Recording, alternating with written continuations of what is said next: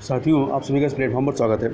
यहाँ पर लोग विजन आईएएस कोचिंग संस्था के द्वारा न्यूज़ टुडे शीर्षक से डेली करंट अफेयर प्रोवाइड किया जाता है। उसी के तहत हम लोग 17 सितंबर 2021 के महत्वपूर्ण करंट अफेयर को यहाँ पर देखेंगे। तो चलिए प्रारंभ करते हैं। इसमें पहला है, नीति आयोग ने भारत में शहरी नियोजन क्षमता में सुधार पर एक विस्तृत रिपोर्ट जारी की है, जिसे इंग्लिश में कह सकते हैं reforms in urban planning capacity in India.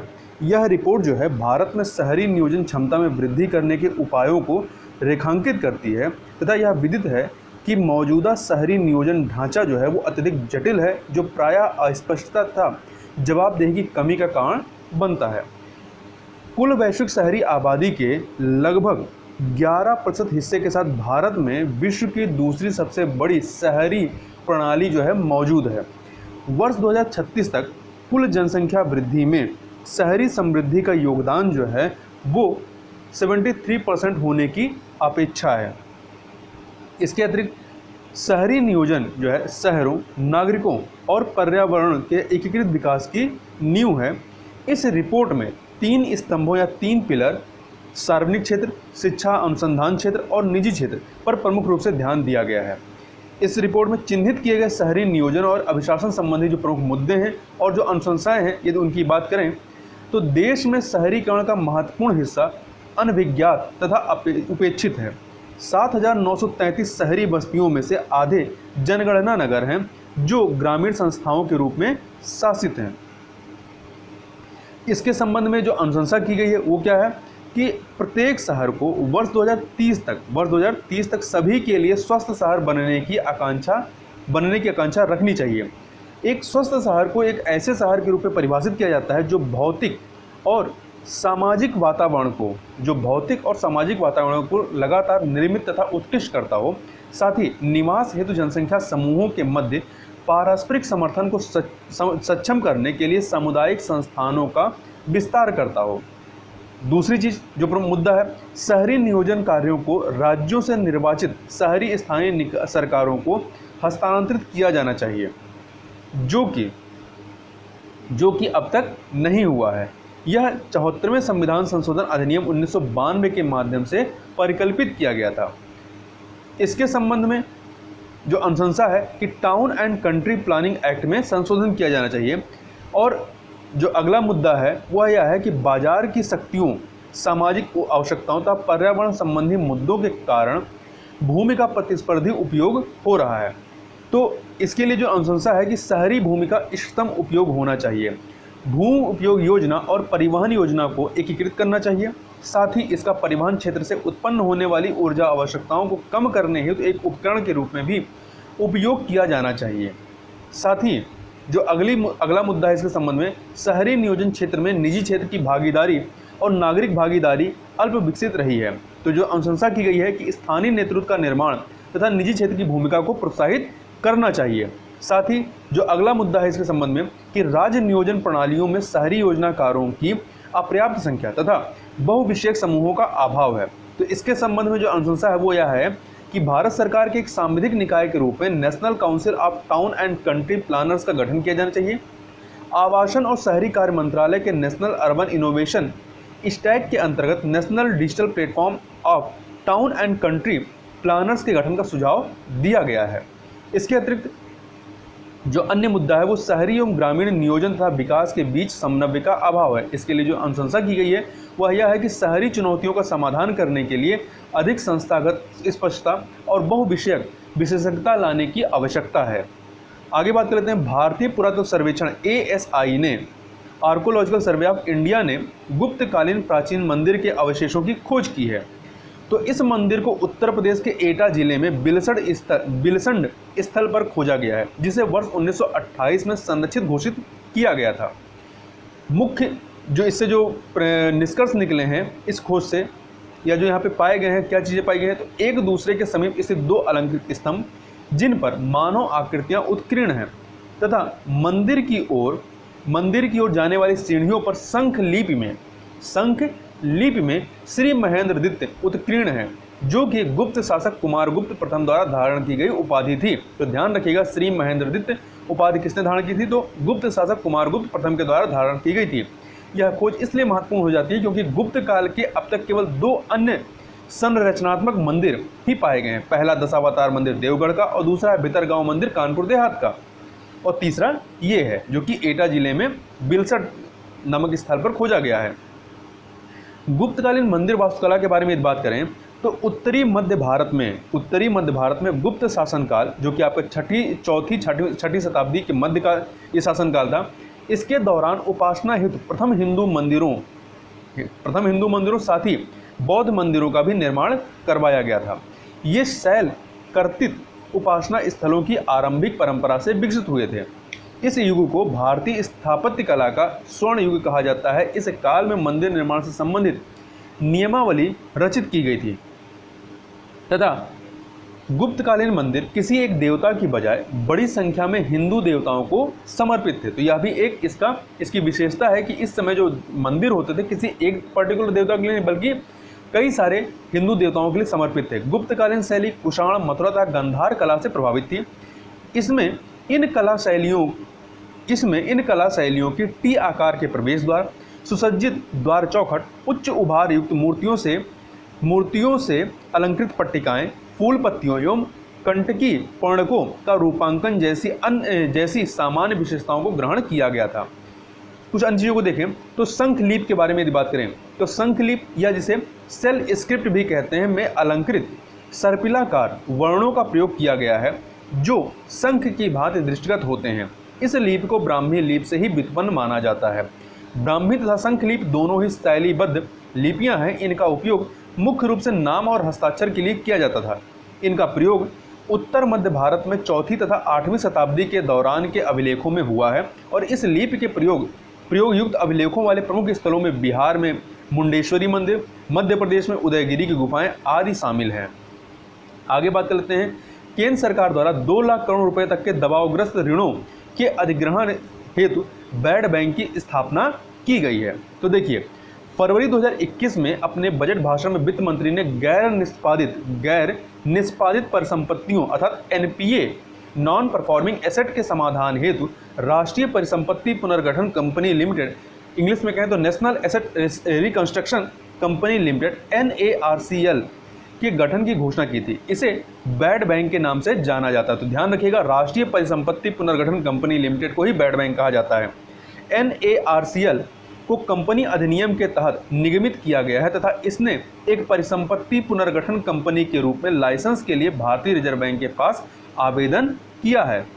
NARCL अर्थात राष्ट्रीय परिसंपत्ति पुनर्गठन कंपनी लिमिटेड की स्थापना बैंकों द्वारा दबावग्रस्त परिसंपत्तियों के समाधान के लिए उनके एकत्रण व समेकन हेतु की गई है। सार्वजनिक क्षेत्र के बैंक अर्थात पब्लिक सेक्टर बैंक्स NARCL अर्थात राष्ट्रीय परिसंपत्ति पुनर्गठन कंपनी लिमिटेड में 51% स्वामित्व बनाए रखेंगे। NARCL का उद्देश्य प्रत्येक 500 करोड़ रुपए से अधिक की दबावग्रस्त परिसंपत्तियों का चरणबद्ध तरीके से समाधान करना है। इन सभी परिसंपत्तियों का कुल मूल्य लगभग 2 लाख करोड़ रुपए होगा। NARCL बैंकों के समक्ष अशोध ऋण जो बैड लोन्स हैं उनको क्रय करने का प्रस्ताव प्रस्तुत करके उनका अधिग्रहण करेगी तथा प्रस्ताव के तहत 15% नगद और 85% प्रतिभूति रसीदों के माध्यम से इन परिसंपत्तियों का अधिग्रहण किया जाएगा अर्थात प्रतिभूति रसीद सिक्योरिटी रिसिप्ट के माध्यम से।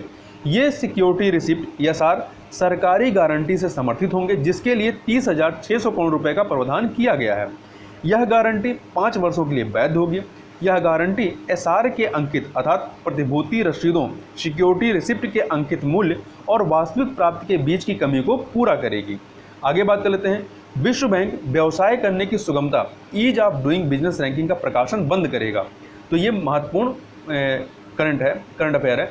इस रिपोर्ट के प्रकाशन को बंद करने का निर्णय वर्ष 2018 और वर्ष 2020 की रिपोर्ट में पाई गई डेटा संबंधी अनियमितताओं की समीक्षा के पश्चात आया है। इसके अतिरिक्त विश्व बैंक देशों के व्यापार और निवेश संबंधी परिवेशों का आकलन करने के लिए एक नए दृष्टिकोण पर भी कार्य करेगा। इन अनियमितताओं ने 4 देशों को प्रभावित किया था। ये कौन से देश थे? चीन, सऊदी अरब, संयुक्त अरब अमीरात अर्थात UAE और अजरबैजान। चीन, सऊदी अरब, संयुक्त अरब अमीरात और अजरबैजान। वर्ष 2002 में प्रारंभ की गई डूइंग बिजनेस डूइंग बिजनेस परियोजना उपराष्ट्रीय और क्षेत्रीय स्तर पर 190 अर्थव्यवस्थाओं एवं चयनित शहरों में व्यावसायिक विनियमों व उनके प्रवर्तन पर आधारित उद्देश्यपूर्ण माप प्रदान करती है। तो ध्यान रखिएगा, प्रारंभ कब हुआ था? 2002 में, और वर्ल्ड बैंक के द्वारा प्रकाशित किया जाता रहा है। यह रिपोर्ट घरेलू लघु और मध्यम आकार की कंपनियों की स्थिति का विश्लेषण करती है, साथ ही उनके जीवन चक्र के माध्यम से उन पर कार्यान्वित होने वाले विनियमों का मापन भी करती है। Ease of doing business ranking वर्ष 2020, जो लेटेस्ट रैंकिंग 2020 की रही, उसमें भारत 63वें स्थान पर पहुंच गया था। 2014 में भारत जो है 142वें स्थान पर था, और इसमें वृद्धि करते हुए, सुधार करते हुए 2020 में यह 63वें स्थान पर पहुंच गया था। भारत द्वारा अपनी रैंकिंग में सुधारित जो लागू किए गए कुछ उपाय थे, उनकी यदि बात करें तो इसमें पहला है मेक इन इंडिया। तो मेक इन इंडिया ने प्रत्यक्ष विदेशी निवेश FDI प्राप्त करने, व्यवसाय को प्रोत्साहन प्रदान करने, कारोबारी परिवेश को पुरानी नीतियों और विनियमों से मुक्त करने, अवसंरचना का विकास करने आदि जैसे सुधारों का शुभारंभ किया है। इसके अतिरिक्त GST रिटर्न दाखिल करने की सरल प्रक्रिया, लघु व्यवसायों के लिए निगमन शुल्क को समाप्त करना इत्यादि उपाय भी किए गए हैं। साथ ही सभी आयात और निर्यात लेन देन के लिए सिंगल विंडो, सभी हितधारकों जैसे पोर्ट एवं टर्मिनल ऑपरेटरों को एक साझे मंच पर एकीकरण तथा बंदरगाहों पर खेपों के त्वरित अनुमोदन की सुविधा प्रदान की गई है। आगे चलते हैं, अगला है, एक second, United in science 2021 report. यह रिपोर्ट नवीनतम जलवायु विज्ञान संबंधी जानकारी का एक बहुसंगठन संकलन है। बहुसंगठन, इसमें कौन संगठन शामिल है? तो विश्व मौसम विज्ञान संगठन, WMO, संयुक्त राष्ट्र पर्यावरण कार्यक्रम, UNEP इत्यादि जो है इसमें बहुसंगठन में शामिल हैं।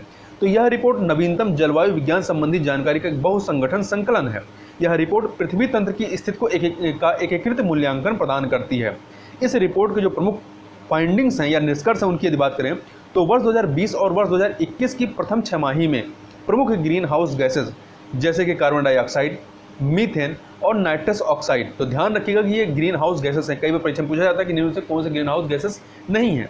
तो कार्बन डाइऑक्साइड, मीथेन और आपके नाइट्रस ऑक्साइड, इनकी सांद्रता में वृद्धि अनवरत रूप से जारी रही है। कार्बन डाइऑक्साइड उत्सर्जन व्यापक पैमाने पर पूर्व महामारी के स्तर पर लौट गया है। चूंकि महामारी के दौरान जब लॉकडाउन पूरे वर्ल्ड में लगा था तो इसके स्तर में गिरावट आई थी, तो यह पुनः से पूर्व महामारी के स्तर पर लौट गया है। वर्ष 2000 की तुलना में वर्ष 2019 में वैश्विक स्तर पर 103 बिलियन से अधिक संभावित कार्य घंटों की हानि हुई है। इस हेतु उत्तरदायी कारण बढ़ते तापमान के कारण ताप से संबंधित मृत्यु दर और कार्य की हानि है। विगत 5 वर्षों अर्थात 2017 से लेकर 2021 का औसत वैश्विक तापमान रिकॉर्ड में दर्ज सर्वाधिक औसत तापमानों में से एक था। वर्ष 1900 से वर्ष 2018 तक वैश्विक औसत समुद्री जल स्तर में 20 सेंटीमीटर बढ़ोतरी हुई है। अब जो इस रिपोर्ट में जो अनुशंसाएं की गई हैं यूनाइटेड इन साइंस 2021 रिपोर्ट में, तो शुद्ध शून्य उत्सर्जन लक्ष्यों के लिए प्रतिबद्धता प्रदर्शित करने वाले देशों की संख्या बढ़ रही है। साथ ही लगभग 63% वैश्विक उत्सर्जन अब ऐसे लक्ष्यों के अंतर्गत शामिल हैं। कोविड-19 रिकवरी प्रयासों को राष्ट्रीय जलवायु परिवर्तन और वायु गुणवत्ता रणनीतियों के साथ एकीकृत किया जाना चाहिए, ताकि जटिल युगों में व्यापक जलवायु खतरों से जोखिमों को कम किया जा सके, साथ ही स्वास्थ्य सह लाभ भी प्राप्त किया जा सके। आगे बढ़ते हैं, अगला है भारत का प्रथम यूरो मूल्य वर्ग का ग्रीन बॉन्ड। तो देखिए, विद्युत क्षेत्र की अग्रणी गैर बैंकिंग वित्त निगम NBFC, जिसका नाम है power finance corporation limited PFC द्वारा 300 मिलियन यूरो का 7 वर्षीय यूरो ग्रीन बॉन्ड जारी किया गया है। ठीक है, तो ये भारत का प्रथम यूरो मूल्य वर्ग का ग्रीन बॉन्ड है। ध्यान रखिएगा, ग्रीन बॉन्ड में जारीकर्ता द्वारा जुटाई गई धनराशि को अक्षय ऊर्जा, स्वच्छ परिवहन आदि जैसी हरित परियोजनाओं के वित्त पोषण के लिए निर्धारित किया जाता है।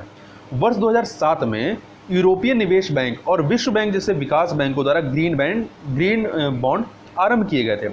भारत के लिए यस बैंक वर्ष 2015 में ग्रीन बॉन्ड जारी करने वाला प्रथम बैंक था, और यहाँ पर ये भारत का प्रथम यूरो मूल्य वर्ग का ग्रीन बॉन्ड है।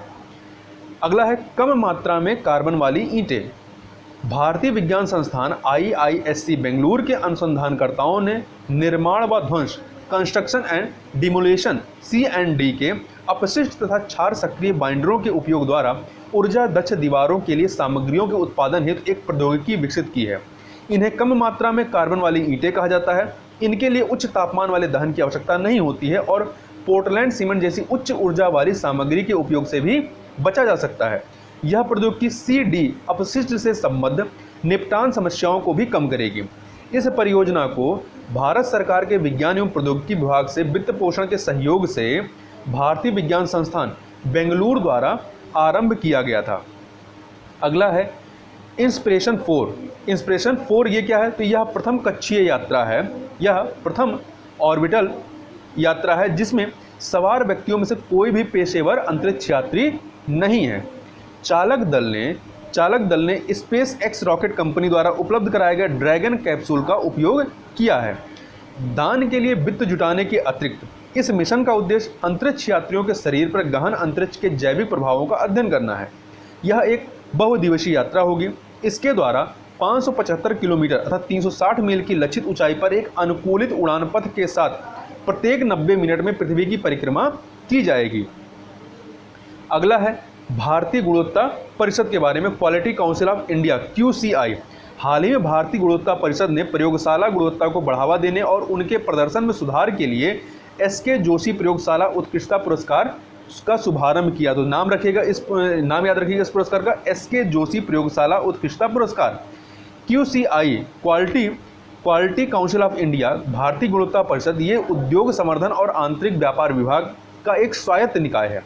इसका गठन associate chambers of commerce and industries of India ASSOCHAM, भारतीय उद्योग परिसंघ CII अर्थात कॉन्फेडरेशन ऑफ इंडियन इंडस्ट्री तथा federation of Indian chambers of commerce and industry FICCI के प्रतिनिधित्व में भारतीय उद्योग के साथ संयुक्त रूप से किया गया। तो भारत में जो भी उद्योग संबंधित जो संगठन है, तीन संगठन है, एसोचैम, CII और FICCI, उनके द्वारा ही मिलकर के इसका जो है संयुक्त रूप से इसका गठन किया गया है।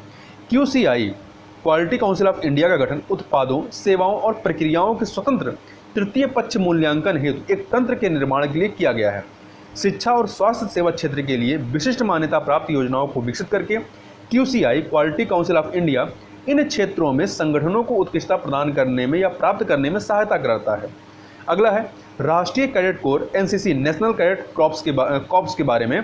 तो रक्षा मंत्रालय ने NCC की व्यापक समीक्षा के लिए एक उच्च स्तरीय विशेषज्ञ समिति का गठन किया है ताकि इसे बदलते समय में और अधिक प्रासंगिक बनाया जा सके। NCC एक युवा विकास आंदोलन है जो वर्ष 1948 में अस्तित्व में आया था। NCC का उद्देश्य युवा नागरिकों में चरित्र, साहचर्य, अनुशासन एवं एक धर्मनिरपेक्ष दृष्टिकोण, साहस की भावना और निस्वार्थ सेवा के आदर्शों का विकास करना है। विद्यालयों और महाविद्यालयों के सभी नियमित छात्र NCC में स्वैच्छिक रूप से शामिल हो सकते हैं। राष्ट्रीय स्तर पर NCC को रक्षा मंत्रालय द्वारा और सभी राज्यों में शिक्षा मंत्रालय द्वारा प्रबंधित किया जाता है। आगे बात कर लेते हैं संसद टीवी के बारे में। संसद टीवी को भारत के संसदीय चैनल के रूप में आरंभ किया गया है। इसे वर्तमान लोकसभा टेलीविजन जिसे वर्ष 2006 में स्थापित किया गया था और राज्यसभा टेलीविजन जिसे वर्ष 2011 में स्थापित किया गया था का विलय करके निर्मित किया गया है संसद टीवी को। प्राप्त जानकारी के अनुसार नए चैनल के दिन प्रतिदिन की कार्यप्रणाली की देखरेख लोकसभा सचिवालय द्वारा की जाएगी। बृहद नीतिगत और अन्य निर्णयों के लिए लोकसभा अध्यक्ष, राज्यसभा के सभापति तथा दोनों सदनों के सचिवालय शामिल होंगे। इसका महत्व क्या है? दर्शकों के लिए पारदर्शिता को बढ़ावा मिलेगा और सरकार के लिए व्ययों का दोहराव कम होगा। अगला है चर्चित स्थलों में फेरो द्वीप, फेरो आइलैंड। तो देखिए ये आप यहाँ मैप में आप देख सकते हैं, ये आपका नॉर्वे है, स्वीडन है, फिनलैंड है, यहाँ पर आपका नॉर्वेजियन सी है और यहीं पे आइसलैंड है, यहाँ पे आपका ये पोरो आइसलैंड है। ये डेनमार्क के तहत आता है और ये पूरा जो सागर है ये अटलांटिक ओशियन है, ठीक है, ये अटलांटिक ओशियन है। और ये स्कैंडिनेवियन कंट्री हैं, नॉर्वे, स्वीडन, फिनलैंड, ये स्कैंडिनेवियन कंट्री के तहत आते हैं। तो फेरो द्वीप, हाल ही में फेरो द्वीप में पारंपरिक आखेट क्रिया के हिस्से के रूप में 1400 से अधिक डॉल्फिन मछलियों का शिकार किया गया था। फेरो द्वीप डेनमार्क के तहत एक अर्ध स्वायत्त क्षेत्र है। यह उत्तरी अटलांटिक राज्य क्षेत्र में सर्वाधिक विशाल फियोर्ड है। फियोर्ड जो होते हैं जहाँ पे मछलियों का कह सकते हैं पकड़ने का कार्य किया जाता है, वो आपके होते हैं। मत्स्य उद्योग और अन्य समुद्री व्यवसाय आय के प्रमुख स्रोत हैं। यहाँ पर काई, घास और पर्वतीय पंख इस क्षेत्र की प्राकृतिक वनस्पति हैं। उत्तरी अटलांटिक धारा इसके बंदर उत्तरी अटलांटिक धारा जो है गर्म जल धारा है, वो इसके बंदरगाहों को हिममुक्त रखने में सहायता करती है। आगे बात कर लेते हैं लाल सागर, रेड सी के बारे में। तो हाल ही में इजराइल के जलयानों पर हमलों के कारण इजरायली नौसेना ने लाल सागर में अपनी उपस्थिति को जो है बढ़ा दिया है। तो आप यहाँ पे देखिए मैप में, ये आपका इजराइल है, इधर सीरिया है, ठीक है, इधर आपका लेबनान है और ये जॉर्डन है। ये जो मैप भौगोलिक इसके बारे में परीक्षा में काफ़ी पूछा जाता है, तो आप ध्यान रखिएगा। इजराइल की सीमा आपका इधर मिस्र से लगती है, जॉर्डन से लगती है, सीरिया से लगती है, लेबनान से लगती है, ठीक है। तथा अन्य चीज़ों की बात करें तो यहाँ पर आपका ये भूमध्य सागर मेडिटेरियन सी है और इधर आपका रेड सी है। तो लाल सागर जो है एशिया और अफ्रीका महाद्वीपों के मध्य में स्थित है। इधर आपका अफ्रीका महाद्वीप है, ये आपका एशिया महाद्वीप है। यह विश्व का सबसे उत्तरी उष्णकटिबंधीय समुद्र है आपका रेड सी। यह अदन की खाड़ी, यहाँ पे आप देखिए, ये अदन की खाड़ी, गल्फ ऑफ अदन, यह अदन की खाड़ी यहीं पे बॉब एल मंडेव ये के माध्यम से, तो अदन की खाड़ी को भूमध्य सागर जो स्वेज नहर के माध्यम से, यहीं पे आपके स्वेज नहर के माध्यम से ये जुड़ती है, तो स्वेज नहर के माध्यम से जुड़ती है। तो जो लाल सागर है या अदन की खाड़ी को भूमध्य सागर से जोड़ने का कार्य करती है। अकाबा की खाड़ी, यहीं पे आप देखिए गल्फ ऑफ अकाबा, ये अकाबा की खाड़ी एक जल निकाय है। ये लाल सागर के उत्तरी भाग में स्थित है। इस खाड़ी के तटवर्ती देश कौन से हैं? मिस्र है, ये सऊदी अरब है, जॉर्डन है और ये इजराइल का हिस्सा है, ठीक है। तो ध्यान रखिएगा, अकाबा की खाड़ी ये लाल सागर के उत्तरी भाग में स्थित है। इस खाड़ी के तटवर्ती देश मिस्र, सऊदी अरब, जॉर्डन और इजराइल हैं। तो इतनी चीज़ें आप यहाँ पे ध्यान रखिएगा। तो इस वीडियो में बस इतना ही, मिलते हैं नेक्स्ट वीडियो में, तब तक के लिए बहुत बहुत धन्यवाद।